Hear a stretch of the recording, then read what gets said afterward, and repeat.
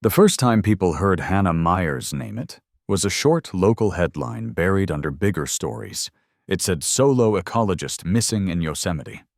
No one paid much attention outside the county, but in the ranger stations it sent a ripple through the staff, who understood what that terrain meant. Yosemite was famous for its beauty, but it was also brutal and indifferent to human fragility. Hannah was 27, a wildlife ecologist specializing in bear population studies, who knew the park better than many of the junior rangers. She had a reputation for careful planning, thorough documentation, and endless patience in waiting for wildlife sightings. She was supposed to be out for 3 days on a solo survey loop starting at Mono Meadow, cutting south toward Red Peak, and returning along the Illilouette Creek. She left on a Friday morning after texting her partner Alex Clark about the bear logs she wanted to double-check. Rangers remembered seeing her that morning because she had dropped by the station for a backcountry permit in a routine that seemed almost ceremonial for her. She chatted briefly with the clerk, noting weather reports and trail conditions with that serious but kind focus she was known for. She signed the permit book in tidy letters, noting intended return Sunday afternoon. No one noticed anything off in her demeanor. She wore a sun-faded blue ball cap that had been with her on a dozen surveys. She carried her old green frame pack strapped tightly across her shoulders with flagging tape for marking observations. Her boots were worn but well-maintained. She smiled politely to the clerk, thanked him for the trail update, and stepped out into the early light. No one thought this would be the last time anyone would see her alive. Her partner Alex remembered that weekend with painful clarity. They had moved to the small town just outside the park boundary for her job, and he worked at the visitor center part-time while finishing a teaching credential. He was supposed to meet her for dinner on Sunday night in Oakhurst. When she did not show, he tried calling her cell, but there was no service in the backcountry. He waited until Monday morning before going to the ranger station. At first, they treated it as a simple overdue hiker report, nothing unusual given the park's scale. Rangers advised Alex to go home and wait for news. But as hours passed, worry turned to dread. By Monday afternoon, 2 rangers drove out to the Mono Meadow lot and found her car alone in the early autumn sun. Windows cracked to let the heat out, a folded map visible on the passenger seat annotated with her neat handwriting. The official search began that same afternoon. Rangers formed hasty plans with the experience of people who had done this too often. Helicopters were scrambled on loan from the Forest Service. K-9 teams were brought in from Merced, and Fresno volunteer searchers signed up in the dozens. The weather was still cooperative, but the nights were getting colder. By Tuesday morning, they had a command center in a gravel turnout beside the trailhead, with maps pinned to plywood boards and names assigned to search grids. Alex stayed close, staring at the maps like they might reveal an answer if he memorized every contour line. Maria Cortez, a rookie ranger on only her second season, watched him from a distance. She could see his jaw tense every time a new team came back, shaking their heads. She did not know yet how this case would carve itself into her memory. By Wednesday, the team found her camp. It sat in a small clearing beside a narrow creek, where the water made a soft sound like shushing breath. The tent was upright, staked perfectly in place with the rain fly secured. The sleeping bag inside was unzipped, as if someone had just stepped out for a moment. Her pack was there, resting against a log, with one strap dangling loose. The stove was set on a flat rock, blackened underneath where it had burned long enough to boil water. There was a titanium cup sitting nearby, filled halfway with water now murky with silt. Her field notebook was there too, waterproof and durable, with only a few pages damp from condensation. Rangers opened it hoping for some clue, but found only brief notes about bear scat locations, and one strange final entry reading simply, "Look north," with a line drawn up and away from the mapped trail. The campsite told a story no one wanted to hear. It was too perfect, too still. There were no signs of struggle, no blood, no broken branches suggesting a panicked flight. No footprints leading away, just hard forest floor littered with needles and leaves. Experienced trackers found no clear exit route. Dogs sniffed through the undergrowth, tails wagging and noses working, but circled back every time as if they had run out of scent. Helicopters flew grid patterns but saw nothing unusual beyond endless granite and pine. Volunteers called her name until their voices broke, and the wind swallowed the sound. Alex sat at the edge of the search zone, refusing to leave, hoping to see a figure waving back. But the sun set each day without mercy, and the radios crackled with tired voices saying negative contact over and over. The wilderness kept its silence, and Hannah Myers was nowhere to be found. The morning after they found Hannah's camp, the search teams gathered at the command center with heavy eyes and stale coffee in hand. Maria Cortez stood with her arms crossed, staring at the pinned map that now had bright orange tape circling the campsite location. She remembered the sound of the creek nearby, the way the water seemed to hush every voice that tried to shout her name. Rangers debriefed each other quietly, reviewing notes about the tent, the stove, and especially that cryptic message in the notebook. It had just 2 words written in a rushed hand, "Look north," and a single line sketched away from the established trail. No one could agree on what it meant, but they all understood it was the only lead they had left. Maria ran her finger along the route on the map, eyes scanning for unmarked side canyons or overhangs that might match the direction of that simple instruction. Alex sat outside the canvas tent that served as the headquarters, his hands folded tightly between his knees. He had stopped trying to call her phone 3 days ago when it became clear there would be no answer. He felt like he was being punished for not understanding that last text she had sent about logging the bear tracks and checking the den sites. When Maria stepped out to tell him about the note, he did not react at first. He just blinked slowly and asked if they were sure it was hers. She handed him the notebook pages, stiff from moisture and dirt, but undeniably hers with that familiar, blocky handwriting. He ran his thumb over the words, "Look north," and pressed the book to his chest, as though the act might warm the pages and bring her voice back. Teams fanned out from the camp the next day, searching along the logical paths northward, but the terrain turned against them immediately.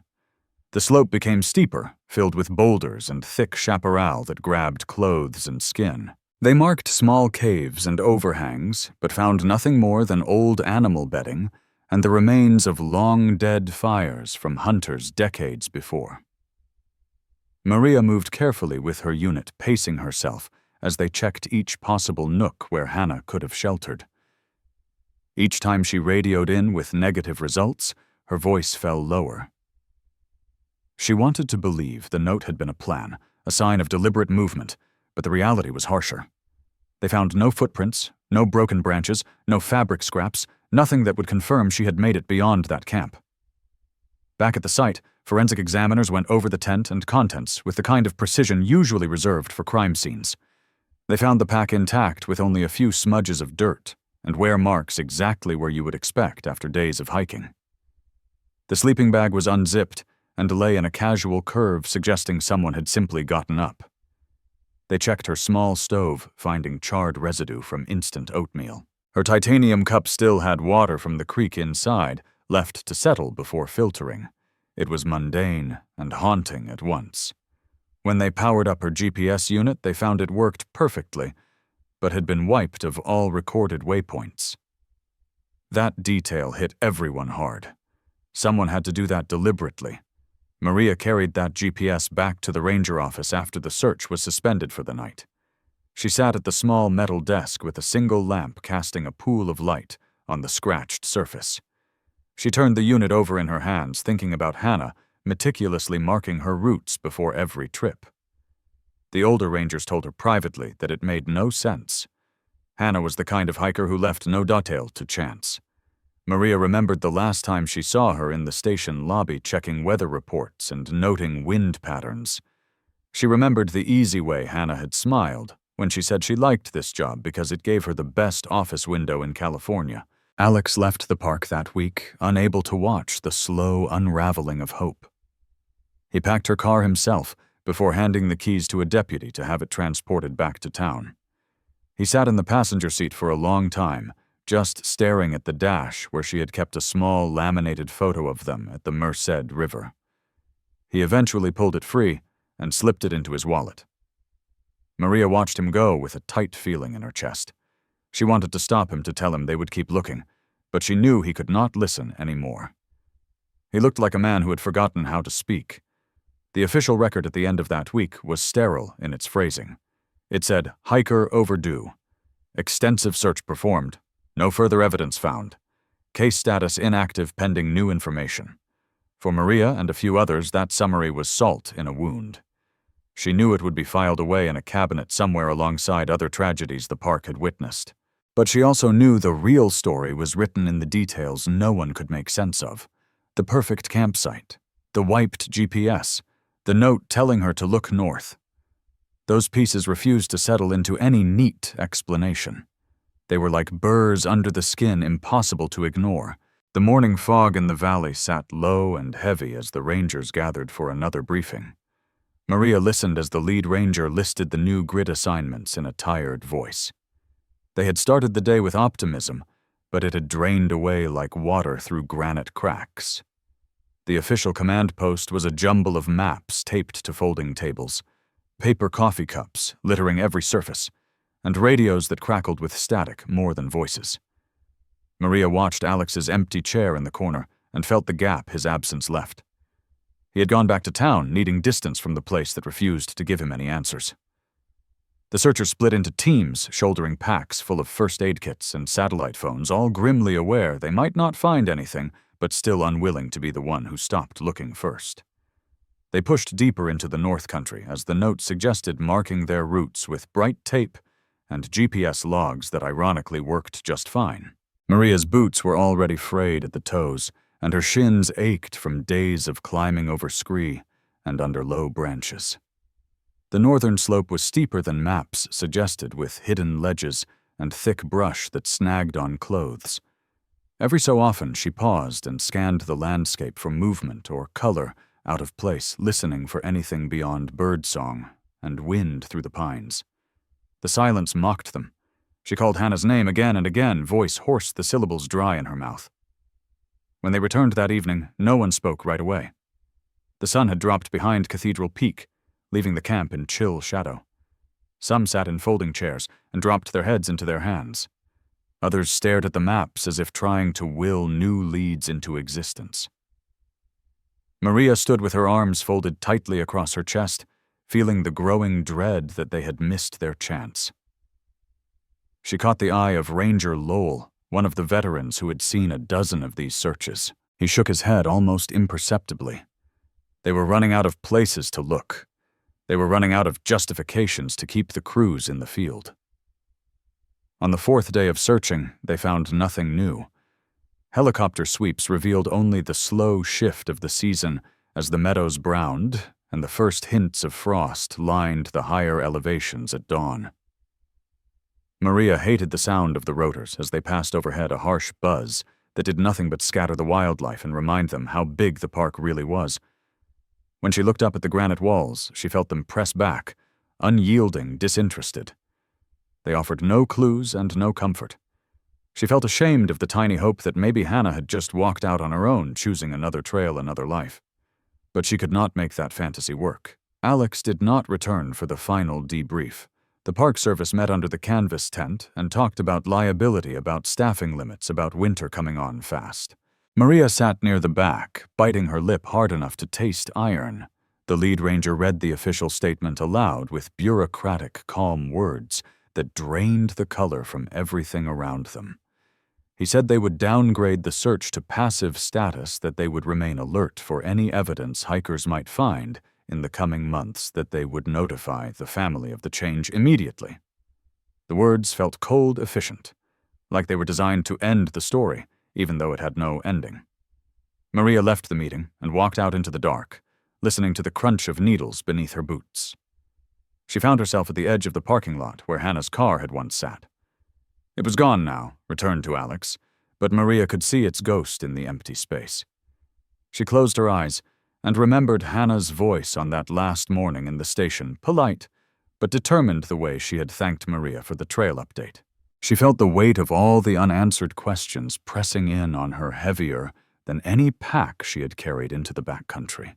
Maria stayed on with the Park Service after the search ended, though the weight of it settled on her shoulders in quiet ways. She found herself glancing at the logbook in the ranger station every morning, eyes drifting to the line that held Hannah Myers' name, and the word inactive stamped in red. She tried to focus on her regular duties, greeting tourists at trailheads and giving safety talks, but the memory of that perfect, undisturbed camp haunted her. When autumn slipped into winter, the trail became too dangerous for any searches, even if someone had wanted to keep going. Snow covered everything in a blank silence that felt too final, erasing boot prints and tape markers alike. Alex Clark left the area before the snow fell. He quit his job at the visitor center and drove south, telling no one if he would be back. Maria heard from another ranger that he had rented a small apartment in Fresno and stopped answering calls from the Park Service. She did not blame him.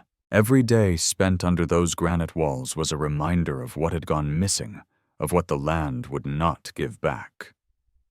Alex was not the first partner of a lost hiker to vanish in his own way. Maria sent him one letter, but never got a reply. Over the next 3 years, the case went quiet. The missing poster with Hannah's photo eventually fell off the bulletin board, the tape giving way in the dampness of early spring. Someone tossed it in the back office with other faded notices. Maria found it once while looking for a stapler, her fingers pausing on the smiling face with dark hair tucked under a ball cap.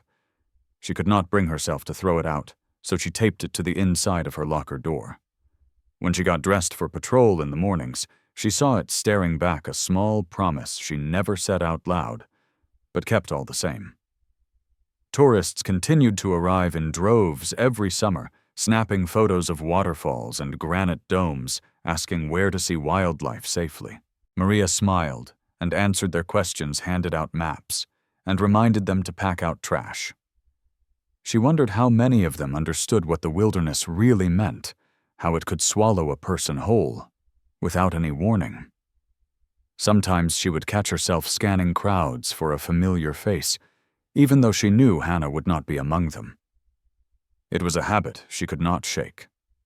One late afternoon in her second year, Maria was cleaning the office alone when she found the old search records.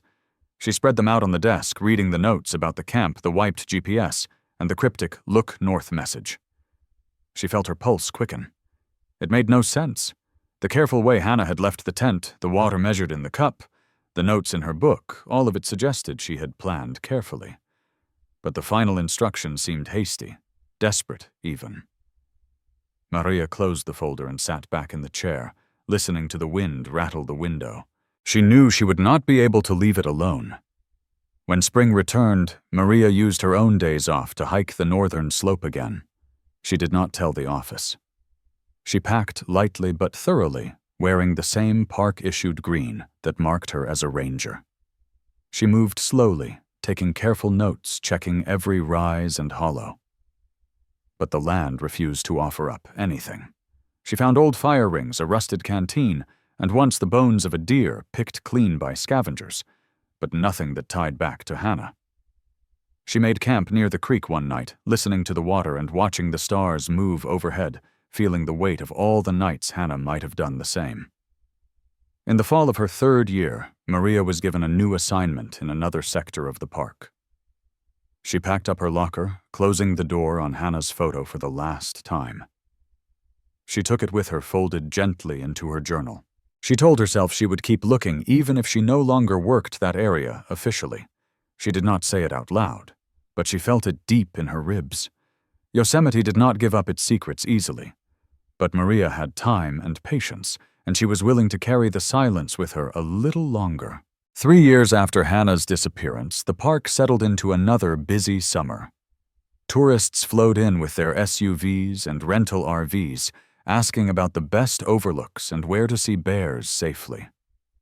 Maria had transferred sectors, but she still wore the same uniform and answered the same questions with practiced patience. She no longer worked near Mono Meadow, but she kept an ear to the ground for any mention of Hannah. One hot July afternoon, she got a call from an old colleague who sounded unsettled. A family on vacation had found a disposable camera in a creek bed south of Red Peak Pass. It was swollen and waterlogged, but somehow the film inside had survived. When they had it developed back in Fresno, the photos included typical scenery shots of granite domes and alpine lakes, but one image in the middle stood out in an unsettling way. The photo was dark around the edges, as if it had been taken in the shade of a rock overhang. Near the center of the frame lay a familiar green pack with orange straps, a style Maria immediately recognized from the search records. It rested on bare granite near what looked like the mouth of a shallow cave. The pack was unzipped slightly, its contents hidden in shadow. There was no person in the frame, but something about the way the bag sat suggested it had been placed carefully rather than dropped. When Maria studied the photo, she felt her throat tighten. The image was dated September of 2012, weeks after the search had been called off. Maria arranged to meet the family at a gas station outside the park entrance. She watched them pull up in a minivan, dusty from travel. The parents were polite, but nervous, the father explaining they had found the camera wedged under rocks in a dried creek bed while their kids played nearby. They did not know what to do with it at first, but curiosity led them to get it developed. When they saw that one photo, they felt it was wrong to keep it private. Maria thanked them for bringing it forward and assured them it might help with an old case. She copied the image, carefully returning the original prints. She could see relief on their faces at handing the responsibility off to someone else. Back at her small shared office, Maria pinned the photo above her desk. She compared it to old search maps and marked possible areas that matched the granite formation in the background. She made notes in her worn notebook with methodical detail. The shallow cave in the image did not appear on any tourist map. The angle of light suggested it was on the north-facing slope where Hannah's last note had pointed. Maria felt frustration knot in her chest. The area had been searched, but with so much terrain, it was possible they had walked right past that overhang without noticing. She pressed her palm flat against the photo, as if trying to push through the surface. Her next days off were spent hiking solo with a pack stripped down to the essentials. She retraced the likely route over and over, marking potential caves and ledges on her GPS. The heat was unrelenting, and the ground cracked underfoot in places. She stopped to sip water, breathing hard, in the thin air, scanning the trees for any sign of orange or green. Each time she entered a likely overhang, her heart thudded in her ears, half expecting to see the pack waiting in the dim light. But she found nothing. Just dirt and stones and the faint smell of old rodent nests. Maria sent copies of the photo to the park's investigation unit along with a detailed report of her follow-up hikes. Weeks passed without reply. Eventually, she got a short email acknowledging a receipt with the language so carefully neutral it left her cold. She read it twice, then shut her laptop harder than necessary. She knew how these things went. Resources were limited. The photo was unverified. The official search had ended years ago. She leaned back in her chair, staring at the ceiling, listening to the quiet tick of the wall clock. She refused to let it go that easily. In September, Maria returned to the area again. This time she brought a colleague who agreed to help on their own time. They moved carefully, checking every rise and hollow, comparing rock shapes to the lines in the photograph. They climbed onto ledges slick with fine dust, their fingers seeking holds in weathered cracks. When they rested, Maria sat with her elbows on her knees, turning the printed photo over and over in her hands. She traced the outline of the pack with her thumb, feeling the grain of the paper. She did not speak much during those rests. She was thinking of Hannah out there somewhere, sitting against a rock, writing in that little notebook, completely unaware that these years later, someone would still be trying to find her. Maria kept the photo pinned above her desk even as new seasons rolled in and out of the park. Tourists came for fall colors and winter snows, asking the same cheerful questions about shuttle times and viewpoints. Maria gave them the right answers, while her mind stayed on granite ledges and lost trails. She had memorized the details of that image, the pack with its faded straps resting like an accusation on cold stone. On slow evenings, she would sketch the shapes she remembered, trying to recreate the cave entrance from every possible angle. It became part of her routine, like checking the weather or logging her hours. One spring afternoon, a call came in from dispatch that made her pause. A scout leader had phoned to report graffiti or some kind of writing in a granite overhang. He sounded embarrassed to bother anyone, but he said it was unsettling. Maria felt her pulse quicken as she copied the coordinates. It was not the same sector she normally worked, but she offered to check it out herself, volunteering for the long hike in. She packed lightly, taking only what she needed for a day's work, plus her camera and notebook. The trail was quiet, the air crisp with the last of winter's chill. She arrived at the site after several hours of steady climbing. The sun was angled, low shadows creeping over the granite. She found the overhang easily marked by old soot stains from campfires long past. It was not on the regular routes tucked away enough that you would only find it if you were lost, or looking hard. She crouched near the wall and ran her fingers over the surface, feeling grooves worn by water and time. Then she saw it. The letters were crude, scratched in, with something sharp, but unmistakable. "Help Alex," it read. The lines were uneven, the pressure wavering as if carved in haste or with shaking hands. Maria sat back on her heels, exhaling slowly. She took photos from every angle, the camera clicking steadily in the quiet. She checked the ground for any old gear or scraps, but found only dried pine needles and scat from animals that had taken shelter there. She closed her eyes for a moment and tried to imagine Hannah there in the fading light, cold, exhausted, pressing a rock into the wall again and again to leave those words behind. The thought made her chest tighten until it hurt. She packed up carefully, glancing back once before stepping away, memorizing the shadows the wall cast across the letters. When she returned to the station, she reported the find to her supervisor. He read the report carefully and nodded, but his face was closed, careful. He reminded her the area was marked for limited access due to rockfall danger. He said it would be logged and reviewed. Maria heard the message behind the words. The park had other priorities. Liability mattered. She forced herself to nod back, but inside she felt heat rising in her face. She left his office with her jaw clenched tight enough to ache. She went back to her desk and opened her notebook to the sketches she had made of the graffiti, retracing the letters, slowly with her pen. That night, Maria called Alex. His number still worked, though she had not used it in more than a year. He answered, sounding guarded and distant. She told him what she had found, describing the overhang and the letters. There was a long silence on the line. When he spoke again, his voice broke in places. He thanked her, but he said he could not come back, not yet. Maria did not push. She just listened, letting him speak when he could. She ended the call with a promise she did not phrase as one. She would keep looking. She would not let it fade. Over the next weeks, Maria reviewed every search record from that first desperate week. She found the old grid maps tracing the routes with her fingertip. The overhang was outside their main search zone, north of where most teams had concentrated. It was rough terrain, easy to miss if you were focused on safer paths. She wrote a long report detailing this, arguing for a renewed, targeted search. She sent it up the chain, but the reply took weeks to come back. It was polite, professional, and non-committal. Funding was limited, staffing was thin. They would keep the file open, but no new searches were planned at this time. Maria did not throw the letter away. She folded it carefully and slid it into her journal next to the photos of the carved words. She knew the official line would not change soon. Budget cycles would pass. Priorities would shift. But she also knew she had time. She had boots and maps and stubbornness that had not worn out yet.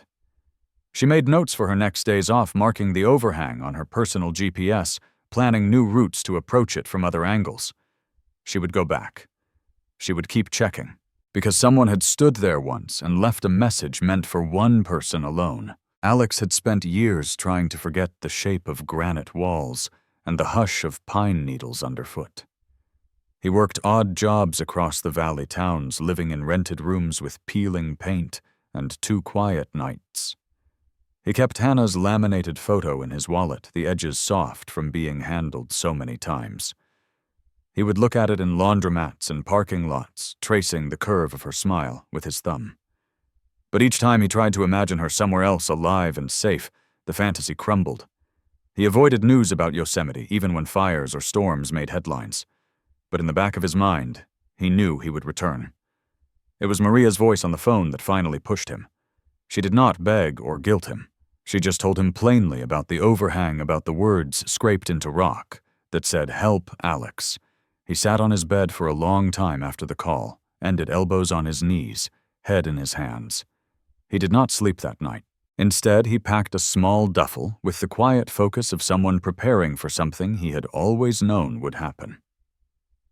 The next morning he drove north, crossing the flat fields and orchard towns, watching the Sierra rise in the distance like a wall he had to climb.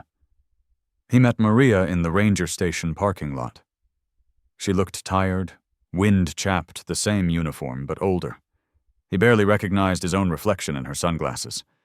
They did not hug or say much at first. She handed him a printed photo of the overhang and the scratched words. He studied it without blinking.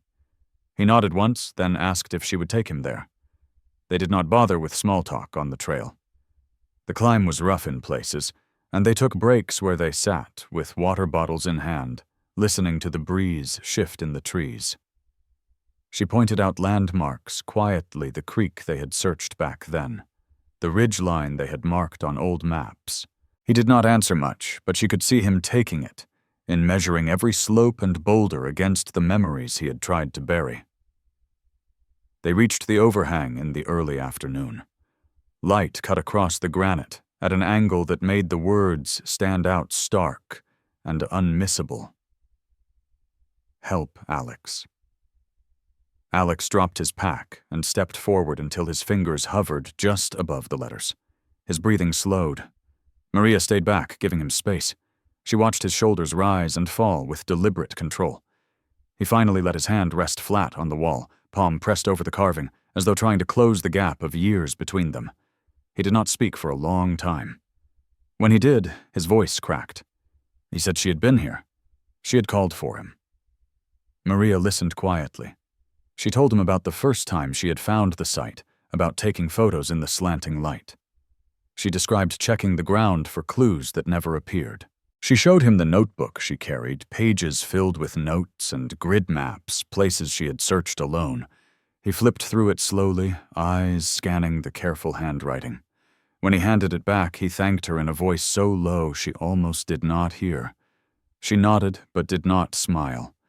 They both knew this was not closure, not the way people used that word. It was only another truth, another piece of the puzzle, too late to change the outcome. They camped nearby that night. Regulations frowned on it, but Maria had not cared about those details in a long time.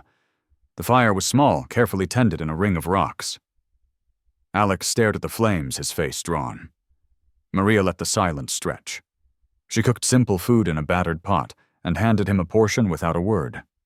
They ate slowly, chewing like it was a task to finish. When he finally spoke, he told her Hannah had been pregnant when she left for that last trip.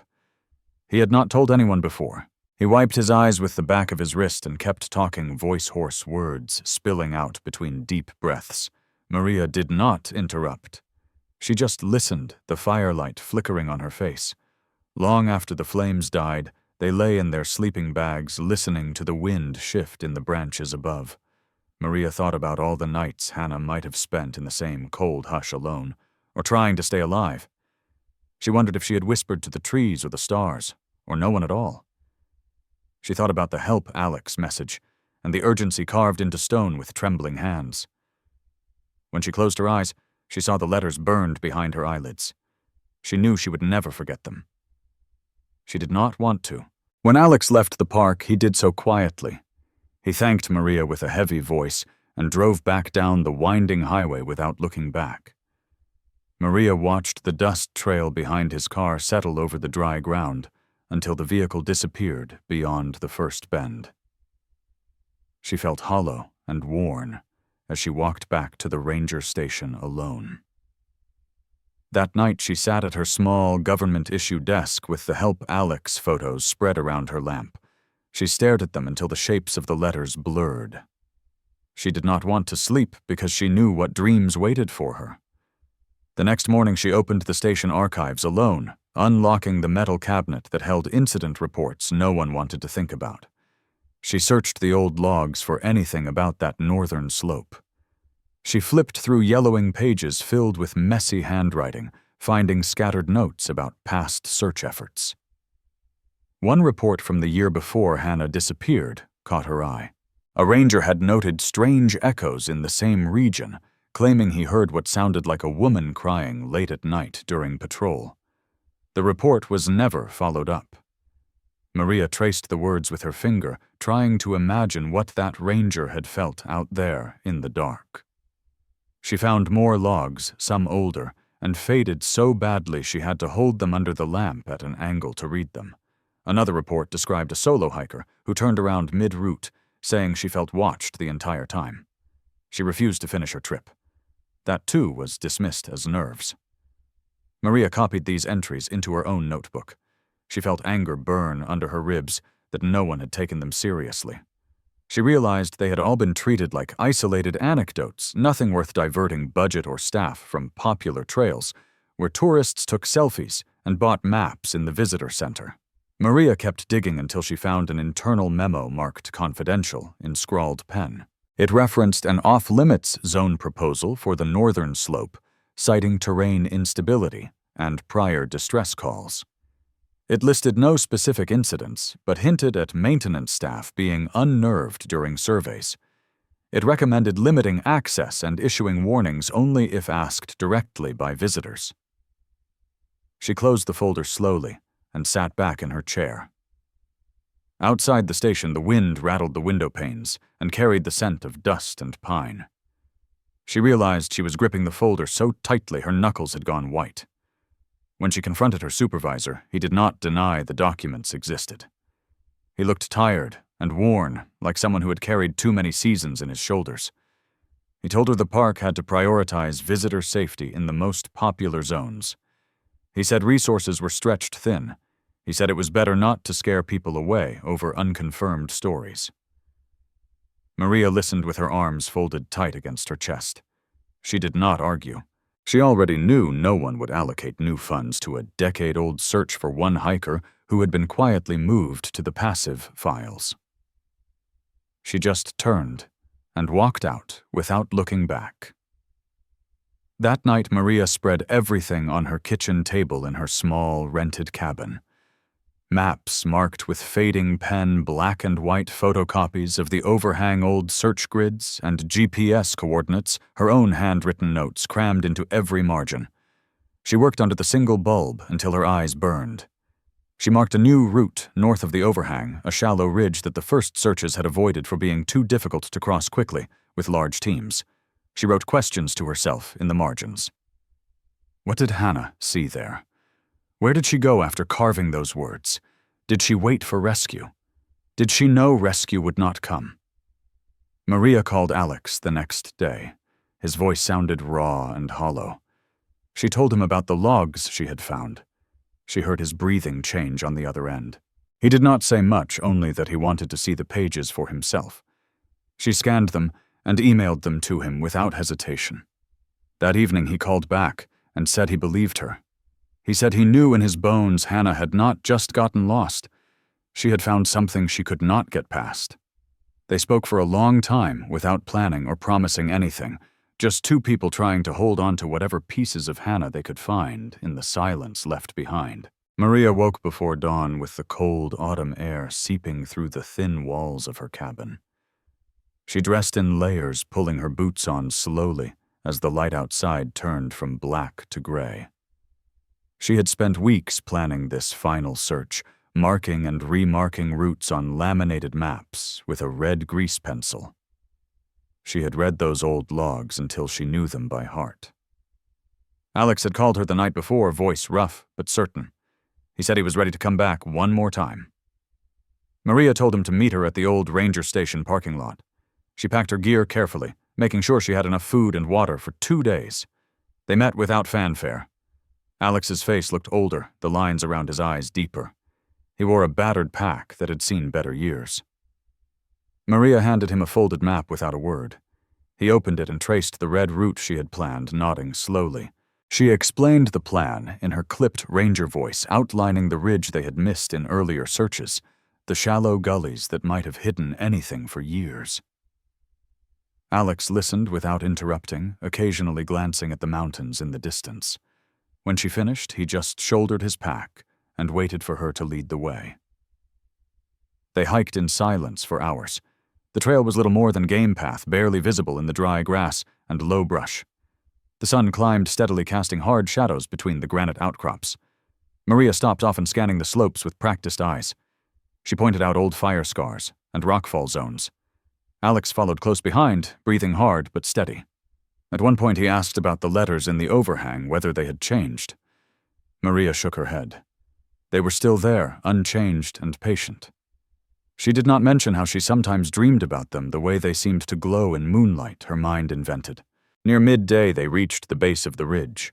The ground grew steeper, littered with loose shale that shifted under their boots. Maria led carefully, placing each step with care.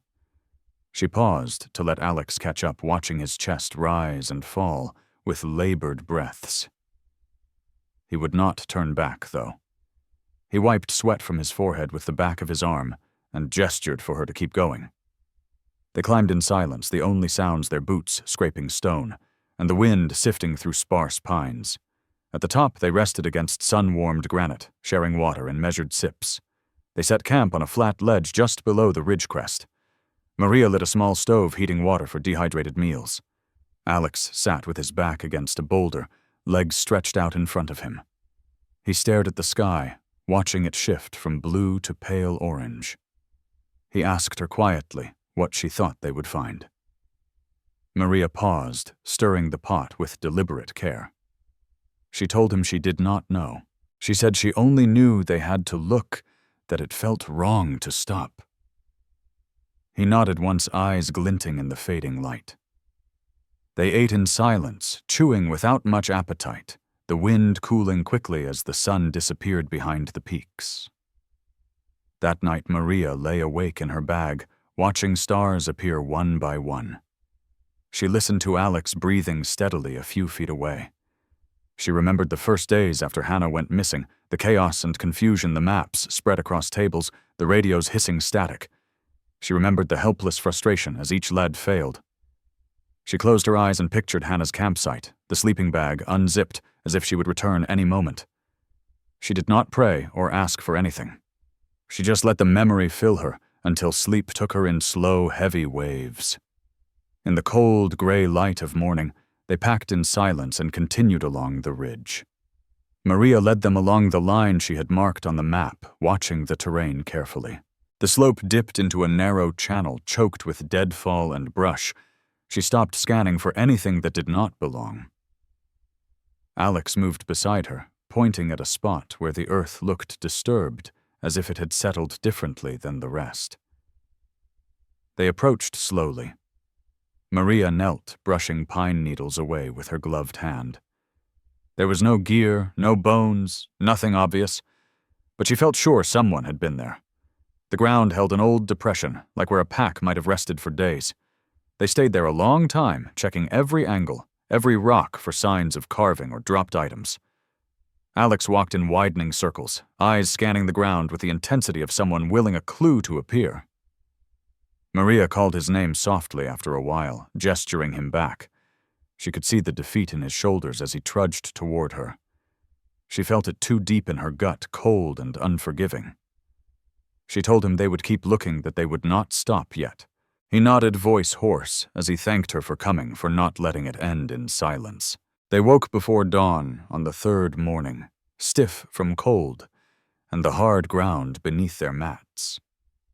Maria rolled up her sleeping bag with deliberate movements, forcing her fingers to work despite the numbness that had settled overnight. She watched Alex across the clearing as he packed his gear slowly, with the weary precision of someone who knew there was no reason to rush. The sky was a pale slate above them, hinting at the coming sun, but offering no warmth. She shouldered her pack and tightened the straps until they dug into her collarbones, grounding her in the moment. She spoke in a low, even voice, telling Alex the plan for the day, as though it was any other assignment, as though they had not both lain awake, listening to the wind moving through the pines like a whisper they could not understand. They hiked along the ridge following the narrow animal trails that wound through the chaparral.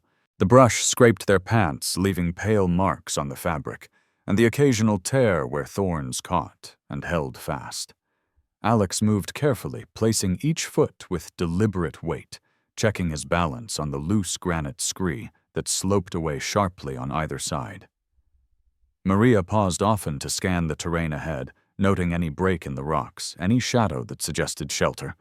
She remembered the old reports, the ones that spoke of unmarked overhangs and shallow caves not on official maps. She read the landscape with the eyes of someone who had spent years learning its language, even when it refused to speak plainly. Mid-morning found them cresting a small rise that opened onto a granite shelf overlooking a dry gully choked with manzanita. Maria stopped and set her pack down, letting the straps slip from her shoulders with a quiet sigh. She turned in a slow circle, examining every angle of the space, noting the way the light fell in broken stripes through the twisted branches. Alex dropped his own pack beside hers, wiping sweat from his brow with the back of his hand. He did not speak. He did not need to. His eyes were on her, waiting for direction, willing to follow wherever she led, even though the strain showed in the lines of his face. Maria pointed to the edge of the shelf, where a narrow fissure split the rock running back into shadow. She suggested they check it carefully, one at a time, making sure they did not miss anything. Alex nodded once and followed her down, crouching low, as the ceiling dropped, forcing them onto hands and knees. The granite was cool and damp beneath their palms, the air inside musty with old decay. Maria clicked on her headlamp and let the beam play over the walls, noting the striations the water stains the stubborn moss that clung to cracks. She scanned every inch for scratches or marks, anything that might suggest human presence. Her breath sounded loud in the tight space, and she felt her heart beat in her throat with each careful crawl forward. They emerged into a small chamber at the back of the fissure, a hollow no bigger than a garden shed but dry and strangely still. Maria swung the light in a slow arc, watching the walls as they came alive under the glow. For a moment, she saw only the natural shapes of erosion and mineral buildup, the chaotic artistry of time itself. Then Alex inhaled sharply beside her, pointing at a low section of wall near the floor. Maria leaned closer, narrowing the beam. There, carved with the unmistakable chisel of human effort, were letters rough, but clear, as if time itself had protected them. "Tell Alex I am sorry. I tried." Maria let out a breath she did not realize she had been holding. She traced the letters with her gloved fingers, feeling the depth of each stroke, the way the rock gave way under determined pressure. She could imagine Hannah here in the failing light of a headlamp, or a small fire pressing a rock or tool again and again into the unyielding surface. She saw her bent over shivering lips, dry from thirst muscles cramping with exhaustion, refusing to stop, until the message was complete. Alex lowered himself to sit on the stone floor, staring at the words, as if they might rearrange themselves into something easier to accept. His shoulders shook once, then again, but no sound came out. Maria sat beside him, pressing her back to the opposite wall, letting the quiet settle over them like a second skin. She did not rush him. She did not speak. She let the moment hold them both. The wind outside shifted, causing a faint moan in the entrance like the mountain itself was exhaling.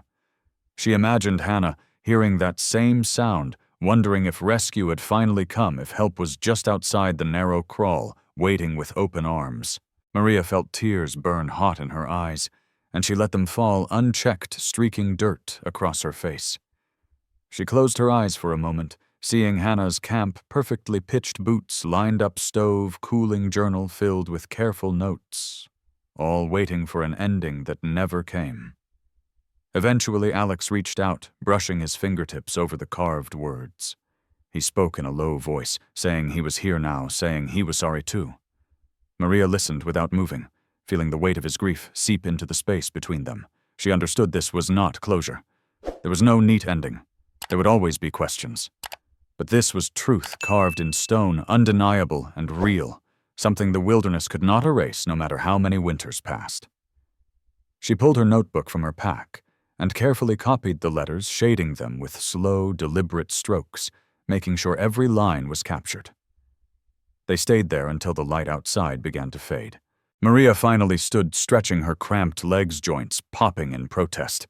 She offered Alex a hand and helped him up, steadying him as he wiped his face on his sleeve. They packed their things in silence, checking the chamber one last time before crawling back into the cold, open air. The sky was a deepening blue above them, stars beginning to flicker in the growing dusk.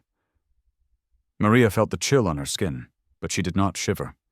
She felt anchored by the weight of what they had found, by the certainty of Hannah's last words etched into the granite. As they hiked back along the ridge, they spoke little, letting their footsteps mark the only conversation they needed. Maria felt the ground solid beneath her boots, felt the ache in her shoulders, and back felt the taste of the cold air in her lungs. She accepted it all. When they reached the overlook before descending into the trees, Alex stopped and turned one last time, looking back at the line of rock that hid the chamber from view. Maria waited beside him, watching the same shadows grow longer and darker across the landscape. She placed a hand on his arm, and he did not pull away. If you enjoyed this story and want to see more, please take a moment to like and subscribe to the channel. Share your thoughts about the plot in the comments and tell us where you are watching from. We would love to hear what you think.